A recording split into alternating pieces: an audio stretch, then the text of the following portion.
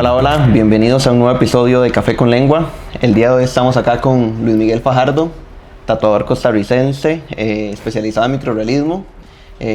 Una técnica pues bastante detallada y especial. Entonces pues nada, cuéntanos un poquito acerca tuyo, mae. Bueno, mucho gusto. Mi nombre es Luis Miguel Fajardo.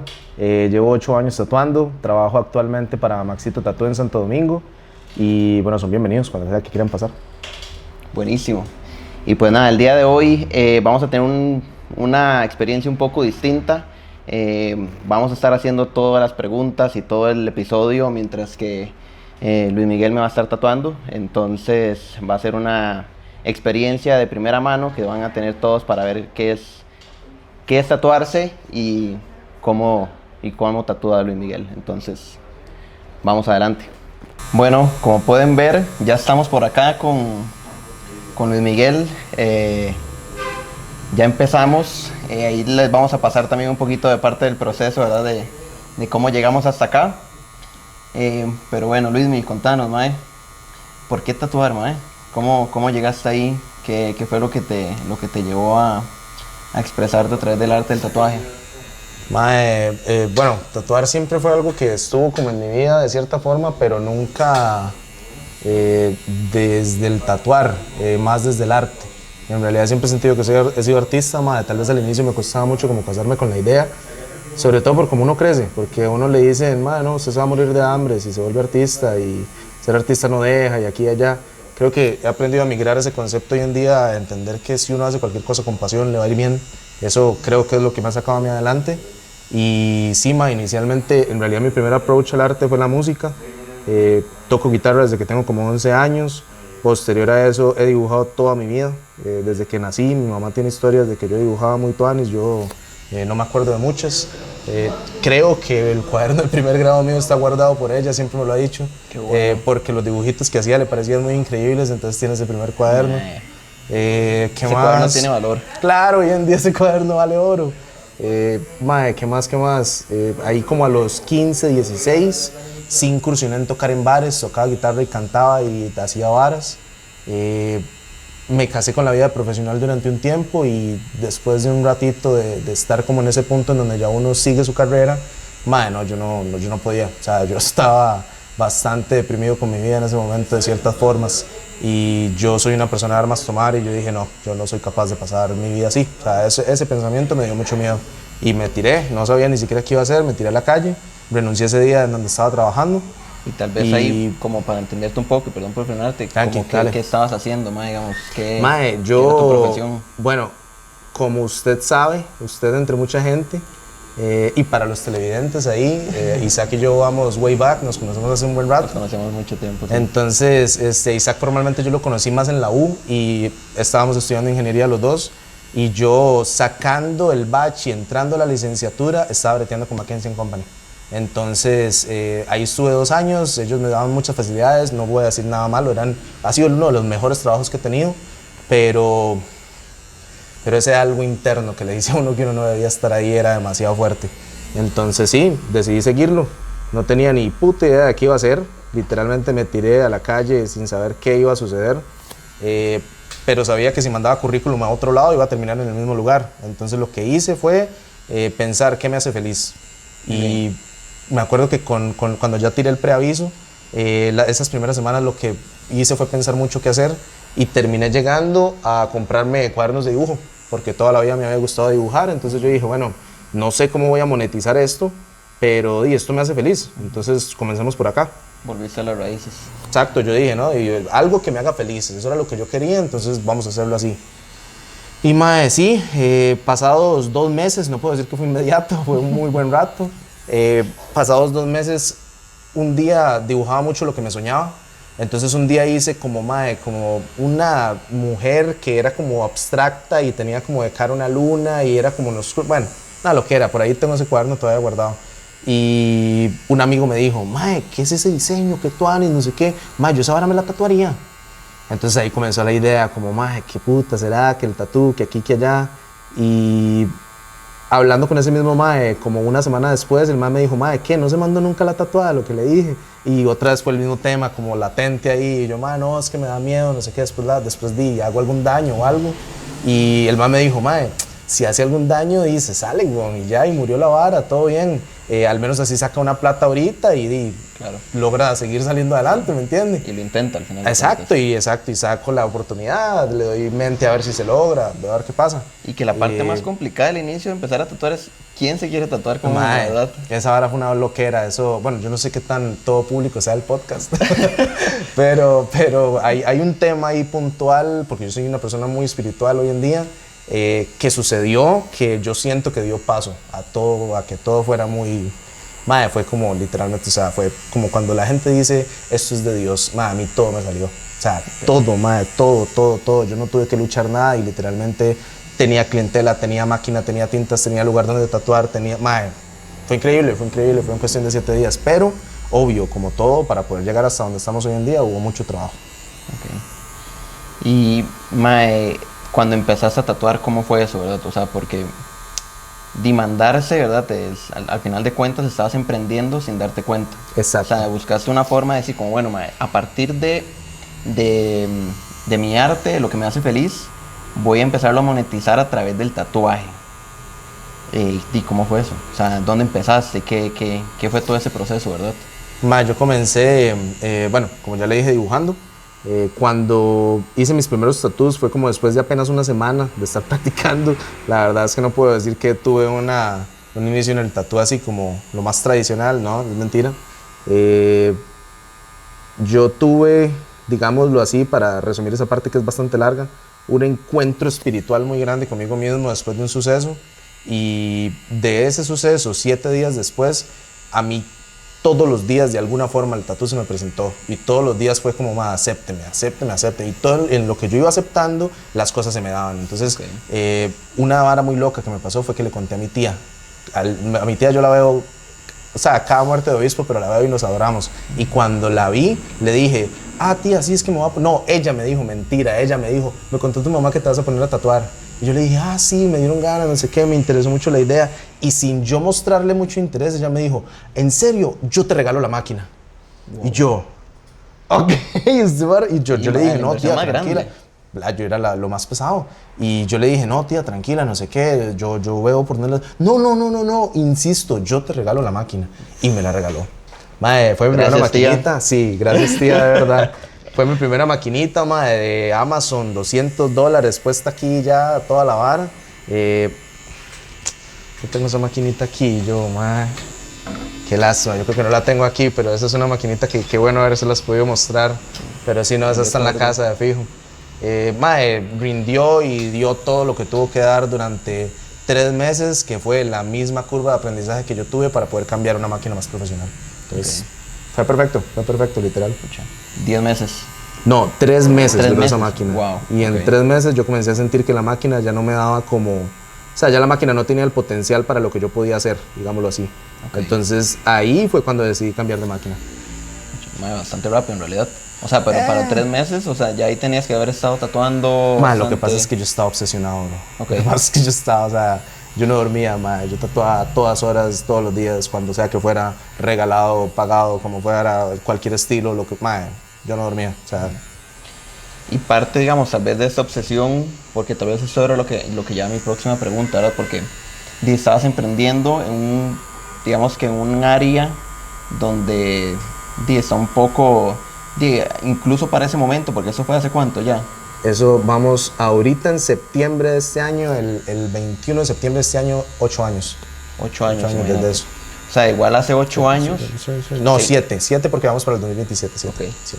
7 años, igual había como un estigma social alrededor del tatuaje.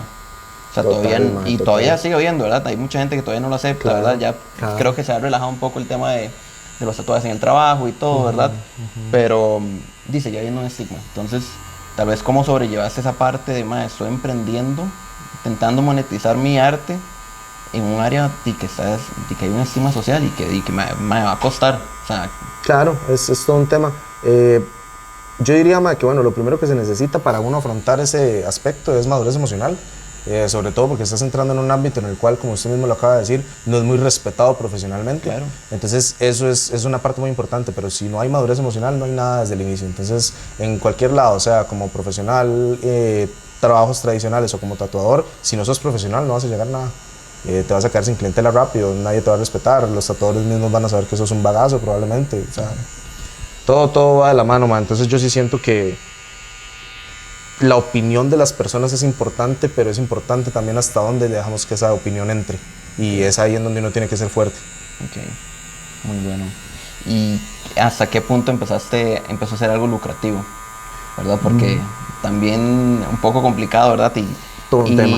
Y es todo un tema, ¿verdad? Tanto está el estigma de los tatuajes, pero también está la parte lucrativa donde todavía Costa Rica viene creciendo en la parte de valorar el arte. Full. Y que se pague por el valor del arte. Entonces, que se pague correctamente, total. ¿Cómo, mae, también, o sea, cómo fue eso para vos? Porque supongo, o sea, suponiendo, ¿verdad? Aquí vos mirás, tuvo que haber bastante tiempo donde tus ingresos, mae, pasaron de estar trabajando, ¿verdad? Como ingeniero. Claro, total. Mae, estoy aquí sobreviviendo. No, y ese es el miedo de la gente. Eso es lo que todo el mundo piensa siempre y no les voy a mentir, lo que yo también pensé. La primera vez que uno se ve en esa semana en la que dentro de 15 días no cae un cheque, Dios mío bendito, eso ni lo siente el ácido.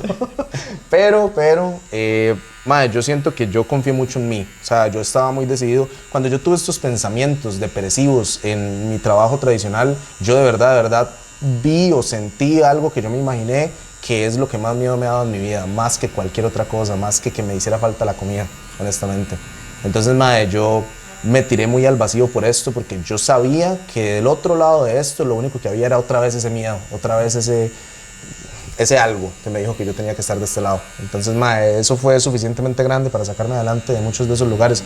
No voy a decir que no comí mierda, no voy a decir que fue fácil, claro. Fue sudor y lágrimas de sangre, pero hay que dar la batalla, es necesario dar la batalla. Ok, ¿y cuánto tiempo tal vez podrías decir que fue como ese proceso hasta llegar al punto donde vos dijeras como, mae, ok, de verdad sostenible? De verdad esto es sostenible, sí. Mae, yo diría que eso fue... Bueno, la liquidación de donde salí me ayudó mucho al inicio, pero yo diría que eso tomó al menos,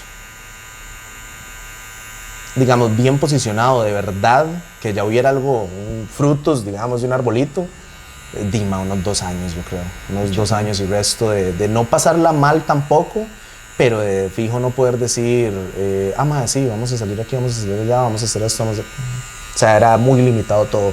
Y bueno, en esa época, para los televidentes nuevamente, yo tenía entre 22 y 23 años, creo que iba a cumplir 23 años ese diciembre, y todavía estaba con mis papás. Entonces estaba también ese tema de que yo decía, madre, no, yo voy jalando ya. O sea, yo ocupo jalar ya, yo ya, o sea, me explico, ya es demasiado. Ya es mi hora. Y todo fue muy al mismo tiempo, entonces esa parte de la economía en ese momento fue... Uf, madre, yo todos los días me acostaba sudando, o sea, yo decía, Dios mío, ¿qué voy a hacer? Pero hay que tirarse al vacío, más, si no, no salen las barras. Claro, pasaste de la depresión a la preocupación. A la preocupación. total, pero sí, fue parte de, o sea, hoy en día uno también entiende por qué eso es necesario, eso lo hace crecer mucho a uno. Madre, y creo que al final es bastante valioso, o sea, que es parte del... Esos 2 años fueron la fundación de lo que tienes ahora. Así, total. No, yo pensaba, mae, si de esto se muriera la gente, habría mucha gente muriéndose, mae. O sea, vamos con todo, nada más. ¿Y por qué microrrealismo? ¿De dónde salió eso? Ok, bueno, ya porque eso es más... Porque empezaste a tatuar y todo, pero siempre como una misma línea, digamos. Y tal vez yo que te conozco y el del puro inicio, mae, siempre has como tenido la misma línea, pero ¿en qué momento, verdad, decidiste todavía irte más allá y decir como, madre, no solo voy a tatuar, voy a dedicarme al microrrealismo? Voy a hacer este estilo en el que nadie cree. Eso es todo un tema, porque la gente, hay muchos mitos al respecto, sobre todo por las fundaciones básicas del tatú, lo cual es completamente aceptable, pero el tatú es arte, y yo siento que poco a poco, conforme han ido pasando los años, hay artistas que empujan esas barreras de ese arte, y si yo no supiera que hay gente en el mundo haciendo que esto quede igual de sólido que un japonés tradicional, No lo haría porque no hay punto en llegar hasta allá, porque uno sabe que se va a dañar, que no es una pieza que dure, que de verdad no se puede. Pero hay suficientes artistas en estos momentos en redes sociales con una presencia mundial increíble que hacen cosas, o sea, de verdad que parece AI. O sea, no hay otra forma de decirlo, parece AI. Entonces, ¿cómo ellos estudiaron esa técnica para que les quede igual de sólido que un japo tradi milenario? No la andan diciendo por una razón, ¿verdad? Claro. Entonces ahí fue donde yo comencé en realismo, eso es un dato. Okay. Y poco a poco fui entendiendo como los básicos del tatú. Llegó un momento en donde yo sentía que había estudiado lo suficiente como para entender cómo hacer los estilos. No digo que sea el mejor en todos los estilos, digo que uno llega un momento en el que entiende técnicamente cómo se hace un estilo. Y ya lo que sigue de ahí es obviamente estudiar el estilo más a profundidad para hacer diseños y para de verdad especializarse, ¿verdad? Pero por ejemplo, si usted me ponía a mí a hacer cualquier otro estilo que no sea el mío hoy en día, uno después de un estudio técnico de cómo le entro, uno lo hace. Tal vez no sea el mejor, tal vez no sea el más tuanis, pero uno lo hace. Sí, porque entonces, no es tu área de expertise. Exacto, exactamente. Entonces ese pensamiento me hizo a mí decir, como, eso fue como en el cuarto año, yo sentía como que yo ya lo tenía. Y bueno, entendía cuál era la ciencia. Y lo que sucedió de inmediato fue eso, que yo, me decepcioné un poquito. Porque yo decía, qué madre, ya 3 años y ya sé. Yo pensé que me faltaba. Bueno, eso cambió con el tiempo también, porque eso es una perspectiva un poco arrogante y egocéntrica, pero eso cambió con el tiempo. Con el tiempo también aprendí a entender que todos los artes son súper profundos y siempre va a haber demasiado en lo cual profundizar en cada uno de ellos. Pero técnicamente hablando, eso sí me decepcionó un poquito, que técnicamente hablando ya yo sabía cómo era. Entonces pasaron unos meses de que yo estaba en ese dilema, de pucha, 3 años después ya el tatú me decepcionó, digamos. No es exactamente esa la palabra, quiero dejar claro, pero es como el sentimiento, de cierta forma. Un día me encontré un artista que sí le voy a hacer publicidad porque es que es algo increíble, Oscar Akermo, con K. Él es un artista que está situado en Nueva York, que hace microrealismo, y fue el primero que me salió con una pieza como esta, algo así. Y yo vi ese tatú y yo lo acercaba y yo lo veía por todos los ángulos, veía los videos, veía todo, y yo decía, yo esto sí no sé cómo hacerlo. O sea, esta vara sí no tengo ni idea de cómo le entro, cómo lo hago, cómo me queda así, o sea, fue demasiado impresionante la primera vez que lo vi. Y el reto, honestamente, me movió mucho y ahí me fui. Y ahí te fuiste. ¿Y cómo aprendiste? Porque, o sea, tuviste un mentor, fue autodidacta total. Empezar una época en la que nadie creía en uno, el tatu estaba muy en auge, pero nadie creía en uno, eso era muy difícil. Yo hice un par de approaches a varios estudios, ninguno me dieron pelota y yo dije, no, ahí lo censura, ni yo fui y yo dije, entonces si nadie me va a enseñar, hay 3 profes que no me van a decir que no, Google, YouTube y Facebook, entonces dele duro. Y yo exprimí de una forma las redes sociales. Bueno, también topé en mi búsqueda con un curso de Polilla Tatú. Shout out a Polilla Tatú, que le enseñó a toda una generación de tatuadores a tatuar. Y ese curso de doméstica yo me lo tiré 6, 7, 10 veces, y lo hice a la perfección. Como en una semana lo tenía ya prácticamente memorizado. Al final de esa semana comencé a hacer la práctica que ella deja de naranjas, full recomendado, y pasen a banano y después pasen a papaya. Y la papaya, si se les revienta, todavía no están listos, pero la papaya sí es difícil. Mira lo que es tatuar papayas, bueno, volviendo al tema. Tatuar una papaya. Volviendo al tema, viera lo difícil que es, esa pielcita es delgaditica, usted así medio mete la aguja mal y ya la vara se daña. Pero al final de esa semana, esos 7 días de aprendizaje durísimo, fui, me levanté a ir a cenar y volví tempranísimo con un saco de naranjas y desde la mañana comencé, pum, cagué no sé cuántas naranjas, así negras, hechas mierda todas, y las iba echando otra vez en el costal y todas las rayé. Como a las 2, 3 de la tarde me salió una abejita, bien hecha, bonita, más pulidita, ya con sentido, bien agarrada como de la naranjita, toda la vara, un puntillismo y ya yo decía, ya la tengo. Ya, ahora sí. Ya. Y vivía con mis papás en ese momento todavía y bajé, estaba mi mamá con mi tía de Colombia que venía llegando hace como unos 2, 3 días y con mi tía, la de aquí de Costa Rica, toda mi familia es colombiana. Y estaban tomándose unas, no me acuerdo si eran sangrías o un gin tonics o lo que fuera, pero sí estaban tomando un parcito de copas. Cuando yo bajé, yo le dije, ma, ve hasta naranja. Y ahora sí le agarré el toque. Y mi mamá me dijo, ah, pero usted ya está listo. Baje todo y nos hace unos tatús a todas aquí. Cállate. Ma, y yo me quedé así como usted se acaba de quedar y le dije, ma, ¿en serio? O sea, ¿de verdad? Y me dice, no, sí, hágale, pero baje ya antes de que me arrepienta, más bien. Y yo, ma, ¿qué? Ma, no sabía ni armar máquina bien, ni limpiar bien, ni hacer nada bien.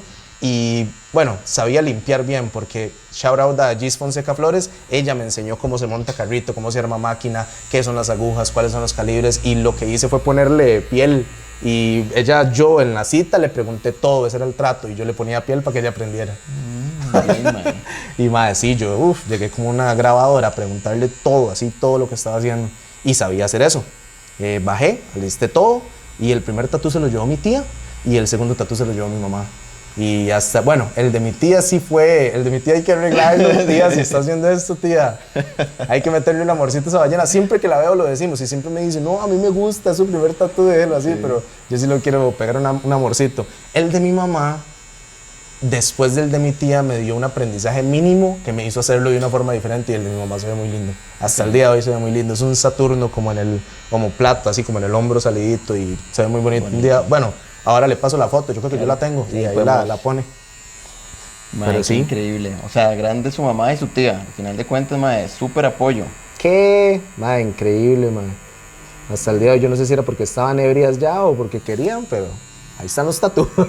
Ese fue el inicio. Entonces, de ahí, mae, te empezaste a mandar con microrealismo. O sea, mae, ese fue como, yo terminé. Como el salto que te hizo ya decir, como, ok, mae, ya ahora sí, voy ahí. Esos fueron mis primeros tatuos. Pasados 2, 3 años, 4 años, encontré el microrealismo. Ah, ok. Esos fueron mis primeros tatuos del todo, digamos. ¿De realismo? De todo. ¿De todo? De todo, el primero y el segundo, así, ese mismo día. Esa es la historia de cómo comenzó, mae, y 4 años después encontré el microrealismo. Pucha, mae, ok, pero entonces, ¿y con microrealismo?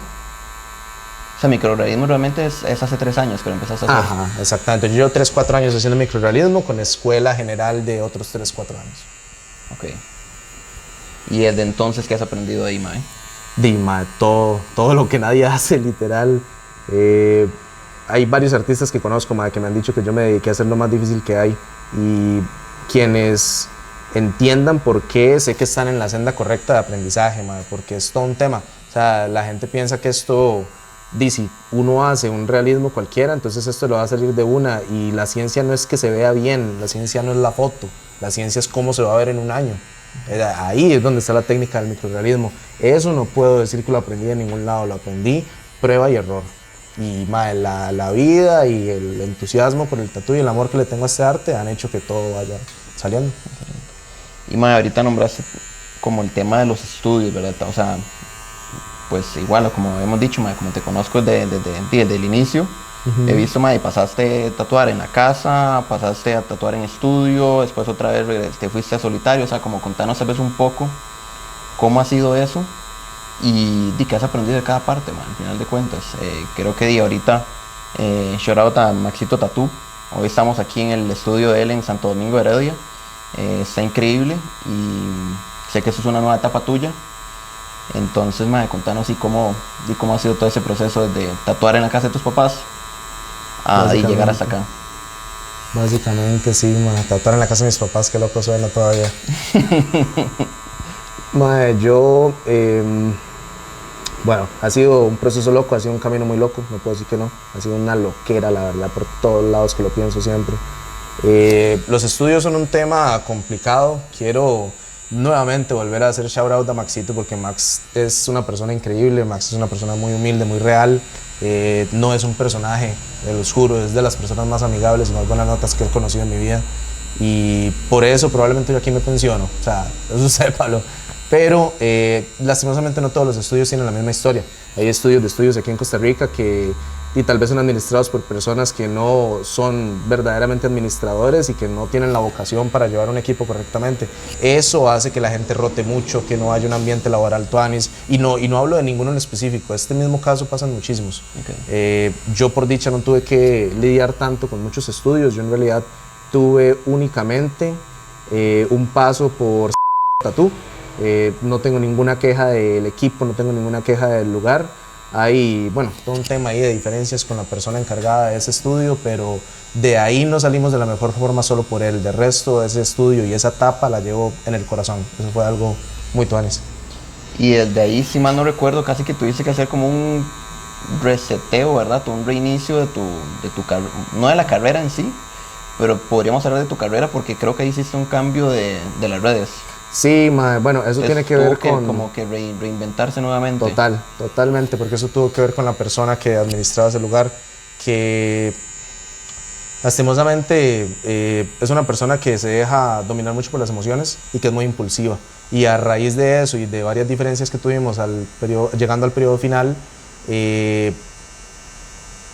tal vez la forma en la que él habló no fue el tono correcto ni las palabras adecuadas. Y por yo querer irme, sucedió el problema. Entonces era más un tema de ego, era más un tema de se me va a ir una ficha que necesito, y no hizo a cuidarme, sino más bien hizo a buscar meterme miedo para dejarme ahí.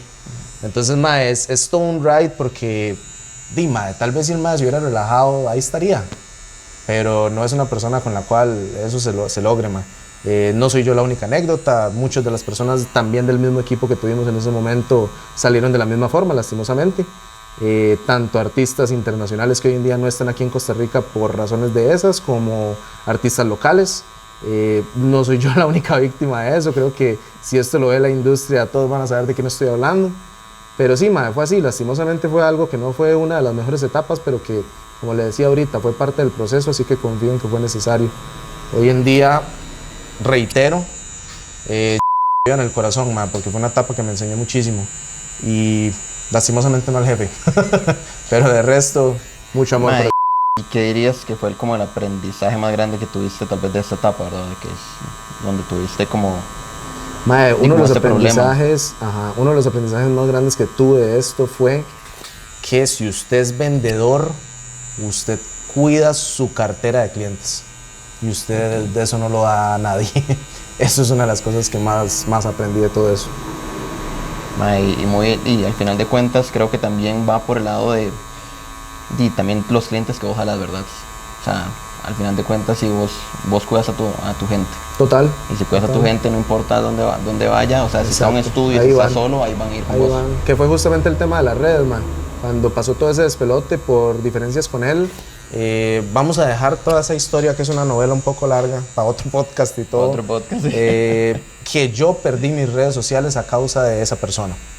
Dejaremos para después los detalles, pero a causa de eso, cuando yo perdí mis redes, yo dije, no, aquí solamente hay un camino y es o me rindo o con todo. Y a ver si estas dos manos levantaron esos 10K, los volvemos a levantar. En ese momento 10K, hoy en día 15, gracias a todas las personas que me siguen y me quieren y que se hacen mis tatuajes y mis tatuajes y que caen.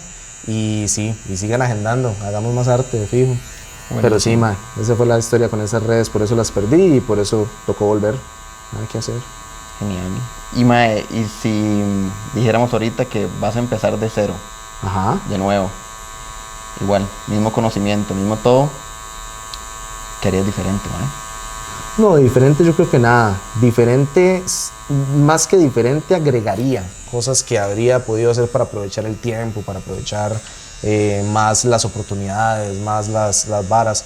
En cuanto a mi carrera, okay. En cuanto a los estudios, yo creo que una vara que es una lástima es que en esta industria, a mí profesionalmente siempre me enseñaron a que lo mejor que uno puede hacer es ser indispensable en un trabajo, y que lo que usted haga de verdad sea el mejor para que sus jefes estén felices y para que toda la organización esté correctamente hecha.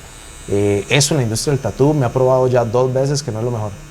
Si usted se vuelve la ficha trabajadora en esto, mae, a usted más bien lo buscan frenar, a usted más bien lo buscan, es ahuevado, sí. Pero es una realidad, ojo, administrativamente, no hablando de arte. Claro. Me ha sucedido 2 veces, vuelvo y digo que agradezco mucho a Maxito por la persona que es, porque es de las pocas personas que he conocido que no son para nada así y que son reales, pero sí, hay mucho de eso en la industria, lastimosamente. Te quieren poner un límite.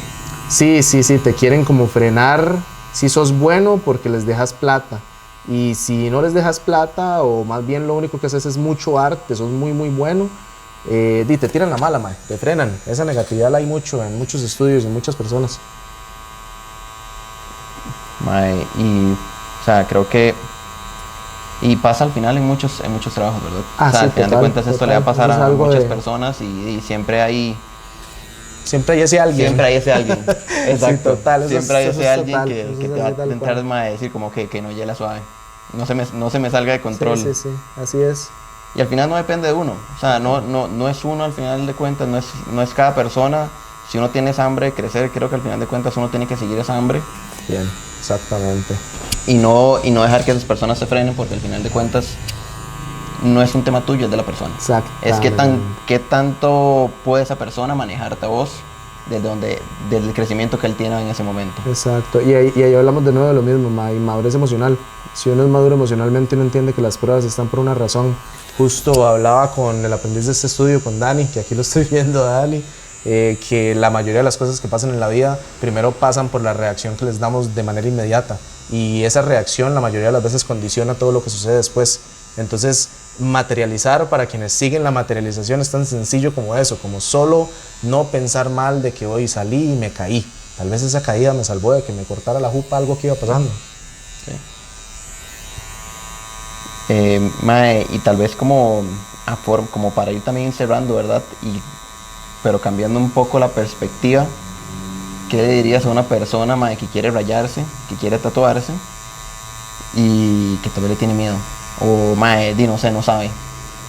¿Cuál sería esa recomendación ahorita? ¿Qué le diría usted? Que se raye.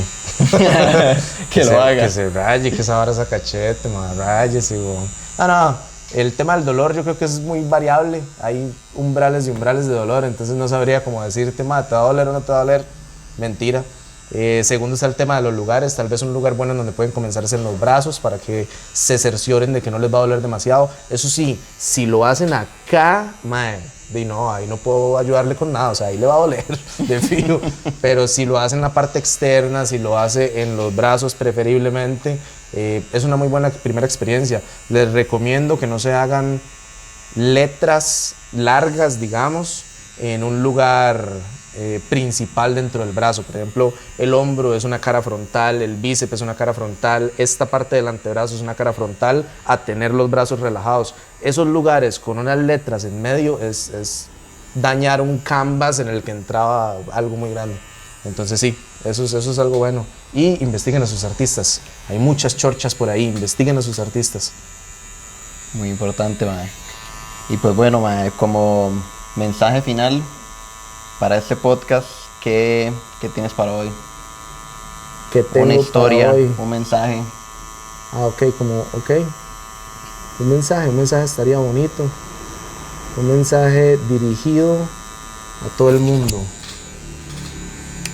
Puede ser dirigido a todo el mundo, puede ser dirigido a todo, tal vez a todos esos artistas que tal vez quieren empezar, mae, y que no saben por dónde. Eso estaba pensando, como si tirarlo a todo el mundo o si a los artistas, pero Se vamos dejo a a hacer una, discreción esta vez. vamos a hacer una que a todo el mundo le sirva.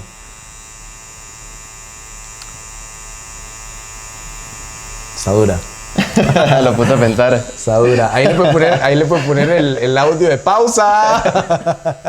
Mae, amen. Amen todo. Amen cada momento de sus vidas, cada segundo de lo que hagan, cada privilegio de respirar. Ámenlo. Eso es lo que le digo a todos. Muy bien, me gusta. Es un mensaje para todos. Y bueno, por último, contanos dónde te pueden seguir. ¿Cuáles son Sí, tus claro. redes? Claro, sí, Manda huevo, Muy manda importante. huevo. Me pueden seguir en Instagram, me pueden seguir en Facebook, me pueden seguir en TikTok. En todos lados aparezco como Fajardo, que es mi primer apellido, M de Márquez, que es mi segundo apellido, .tats. Ahí me encuentran en todo lado. Tats, T-A-T-S, así tal cual. Buenísimo. Y pues nada, mae, primero que todo, darte las gracias.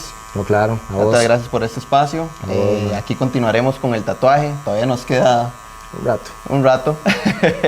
Nos quedará un rato. No duele para los que se están preguntando. De momento no hay dolor. Y pues nada, nos vemos en el próximo episodio. Muchísimas gracias a todos por vernos una vez más. Se los agradecemos de todo corazón. Y vienen muchas cosas bonitas, así que estén al tanto. Recuerden seguirnos en Instagram, TikTok y suscribirse al canal de YouTube. Dar la campanita para que estén al tanto de cada vez que subimos un nuevo video. Y de Spotify también. Muchísimas gracias a todos y nos vemos en la próxima. Café con Lengua. Hasta en Spotify, madre, que tuanis, weón. Síganlos, síganlos. Por todo lado.